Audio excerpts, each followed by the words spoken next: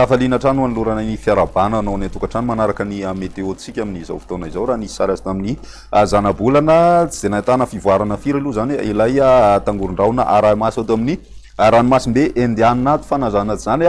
mitoetra trano aloha zany fa manatona ny morontsiraka avaratry ny anosy iny an-trano aloha zany raha ny avinavina ny mety ho lalan'izy io ary ato anatin'ny 3 andro izy de tombanana itombo hery tsy kelikely eny ihany any amin'ny aorinany fetiny noely izy no vinavinaina ipetraka aty amin'ny manakaiky ny morontsiraka avaratra tsinanany anosy aty ny fohibeny koa ao anatin'izay dia ampimanina avy hatrany ny ponina amin'ireo tapany avaratry ny nosy ireo ary koa mba hanaraka ny vaovao omeny eto amin'ny sapandraraha famantarana ny toetry ny andro moa zany voakasika an'izay ny faritry ny Sava ny any Diana Sofia ary ny any Analanjorofo sy Atsinanana zany amin'ny akabeny raha ny faritra sasany kosa indray de mitoetra trano aloha zany ny voronandro fahavaratra indrindra ho ny ety amin'ny ilany andrefany nosy sy ny ety amin'ny tapany atsimo fa ny ampovoantany sy ny ety amin'ny ilany atsimo Atsinanana kosa indray de miverina somary maimaina ny andro amin'ny akabeny toy izao ny toetrandrotsika ho an'ny rapiso ary vao maraina de isy ny orana tandrivondraona mety ray kotroka aty amin'ny morontsiraky ny Sofia sy aty amin'ny morontsiraky ny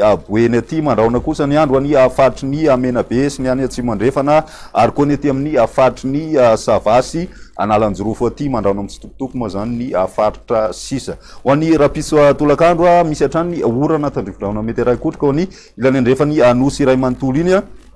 mandraona amin'ny tsitokotoko kosa ny andro any aty amin'ny ampovoantany ary mibalika tanteraka ny masoandro any aty amin'ny morontsiraka atsimo atsinana ny nosy aty ny maripanatsika ho an'izay andro ny rapiso izay raha ny ambany indrindra ho any aty amin'ny ampovoantany de manodididina ny 9 ka hatramin'ny 20 degré celsius ny morontsiraka kosa misy mahatratratra any amin'ny 5 degré celsius ny maripana ambony indrindra any analalava any no ahitantsika an'izay ny ambony indrindra kosa mahatratratra any amin'ny 9 degré celsius any amin'ny atendrony atsimony nosy zany ho an'ny androny alakamisy kosa indray dia mbola mitoetra trano zany orana tandrivondraona mety raha kotroka ho ny aty amin'ny ilany andrefany nosy iray manontolo aty mety mahazo zay ihany koa ny aty amin'ny